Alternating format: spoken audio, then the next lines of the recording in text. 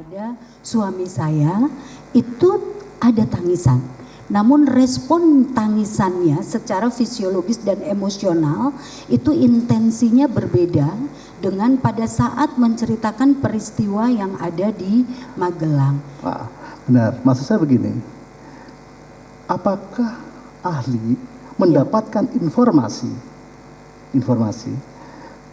saudara Putri ini menceritakan misalkan masuk, waktu itu ada yang mendobrak kamar di Duren 3, lalu masuk dan melakukan pelecehan. Ini informasi yang tidak benar dan itu disertai dengan tangisan. Apakah itu juga informasi itu ahli dapatkan? Waktu di Duren 3 mau isolasi, kemudian Ibu Putri masuk ke dalam kamar, kemudian mendengar suara. Tidak begitu. Jadi ini yang skenario, maksudnya yang skenario, ya. Dan skenario itu kan juga disertai dengan tangisan, dan dia si Putri ini menceritakan juga dengan tangisan. Ya. Nah, bagaimana pendapat saudara dengan yang demikian, maksudnya begini? Iya, semuanya memang membuat takut bagi Ibu Putri. Yang pertama takut karena sebetulnya tidak seperti itu kejadiannya. Sementara yang satunya menyatakan bahwa kejadian yang sebenarnya itu yang di sini. Respon tangisan betul ada pada dua-duanya yang mulia. Hanya tadi saya sampaikan terobservasi berbeda intensitasnya. Ya, nah gini, fokusnya bukan tangisannya. Tangisan memang itu ada tangisan. Maksud saya fokusnya adalah cerita kepada penyidik, kepada Beni Ali, dan itu juga disertai dengan tangisan. Itu ceritanya itu, bukan peristiwanya. Nah, apakah itu juga masuk di dalam ada yang mulia, itu masuk di dalam data hasil wawancara kami dan pendapat itu kami. Saudara, menurut pendapat saudara dan tim tim itu seperti tadi, apa tadi? Yang ada perbedaan intensitasnya tidak muncul intensi fisiologis dan emosi sebesar yang diceritakan pada saat konten ceritanya pada konteks kekerasan seksual di Magelang. Tadi juga ahli menyampaikan bahwa saudara Putri ini dia itu bergantung pada sesuatu yang membuat merasa aman. Untuk mencapai merasa aman itu, apakah ada potensi dari dari terdakwa Putri ini untuk memanipulasi atau menghalalkan segala cara sehingga mendapatkan rasa aman itu? Nah, ini yang tadi kami sampaikan bahwa untuk kami mengukur manipulasi atau tidaknya, itu maknanya adalah keterangan yang kredibel atau manipulatif, itu kami menggunakan multi tools itu tadi yang mulia.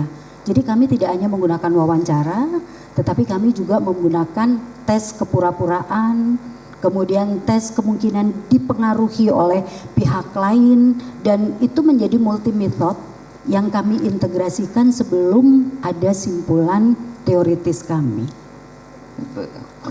Berkaitan dengan terdakwa Kuat. Ya, yang mulia. Ahli kan untuk khususnya ahli dalam perilaku untuk mengamati perilaku dari. Ya. Di sidang ini kan Kuat ini kan takut ya. Dan ahli tadi mengatakan Kuat ini jujur dan sebagainya. Kan gitu. Satu sisi takut tapi malah mengejar. Bagaimana pendapat ahli itu? Satu sisi takut sama Yosua. Iya. Tapi Kuat ini mengejar dengan pisau. Bagaimana pendapat ahli itu? Kalau respon takut itu bisa fight, bisa flight.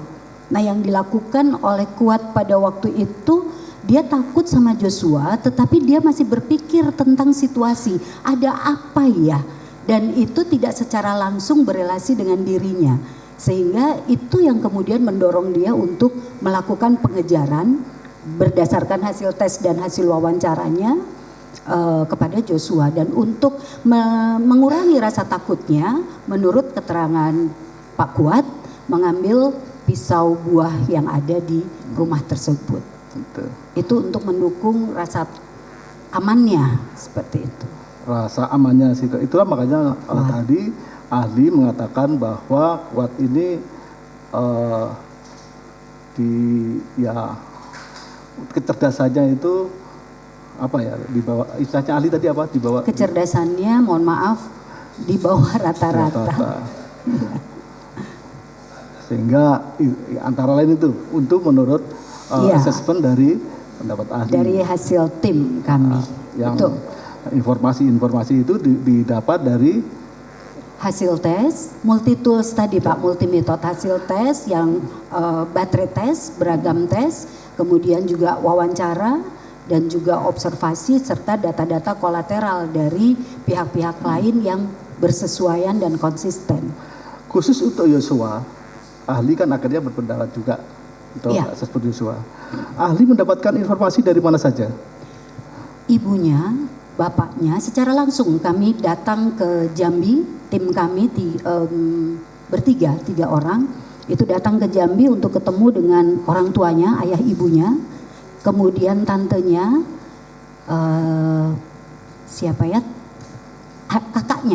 Kakaknya, ada Yuni, ada Devi, itu saudara kandungnya, dan juga ADC itu yang lain juga ya, semuanya yang. Dan jadi keluarga di Jambi, teman-temannya di Jambi, teman-temannya di Brimob Jambi, dan ADC yang ada di Jakarta. Dan hasilnya seperti yang saudara sampaikan tadi. Betul. Meskipun mungkin tidak maksimal karena ada beberapa yang kita tidak bisa maksimal karena keterbatasan data. Keterbatasan data. Data apa yang membuat terbatas? Tidak cukup untuk membuat satu simpulan. Jadi ada data-data lain yang memang kami butuhkan namun kita tidak dapatkan. Tidak dapat. Khususnya data-data itu didapat dari Yosua seharusnya. Betul. Karena Yosua kan kebetulan sudah tidak ada. Dan data-data psikologis tentang dirinya juga tidak ada.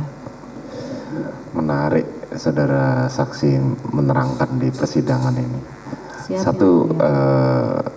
Saya cuma pengen bertanya, dalam asesmen tersebut apakah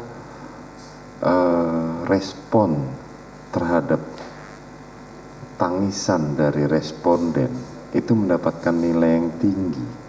Tidak, Yang Mulia. Tidak. Kami menggunakan multi tools. Ya, multi tools. Kan tadi kan saudara mengatakan itu untuk menilai manipulasi. Betul. Tetapi tadi dalam keterangannya Putri Chandrawati segala macam saudara memberikan semacam skor tertinggi. Ya, observasi. Observasi, dan saudara mendapatkan skor tertinggi gitu loh terhadap ketika terdapat konsistensi jawaban yang disertai tangisan ya. Iya. Nah, betul.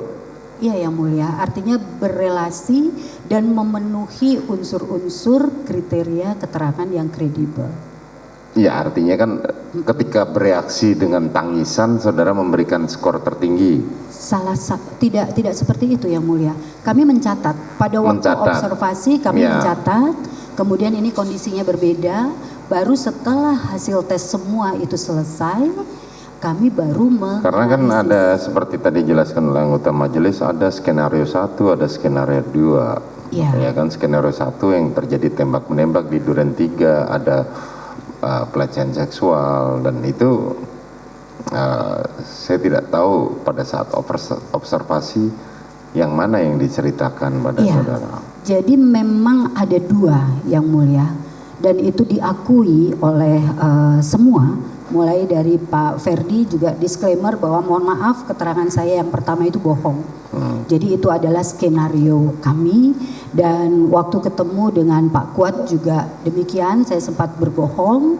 Ketemu dengan Pak Riki juga demikian, sempat ada keterangan yang berbohong, itu adalah keterangan yang pertama yang kemudian diperbaiki di pertemuan yang berikutnya. Kecuali pada saudara Richard Eliezer, itu memang kita bertemu pada saat itu Pak Sambo dan semuanya sudah menjadi tersangka. Jadi keterangan di awal itu tidak kami dapatkan.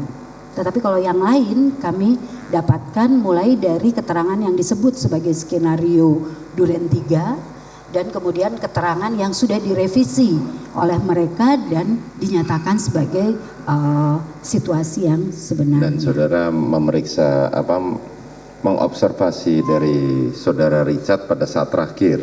Betul yang mulia, karena pada waktu itu kami sulit untuk mendapatkan waktu bertemu, jadi banyak sekali yang bertemu ya, termasuk Komnas HAM dan sebagainya.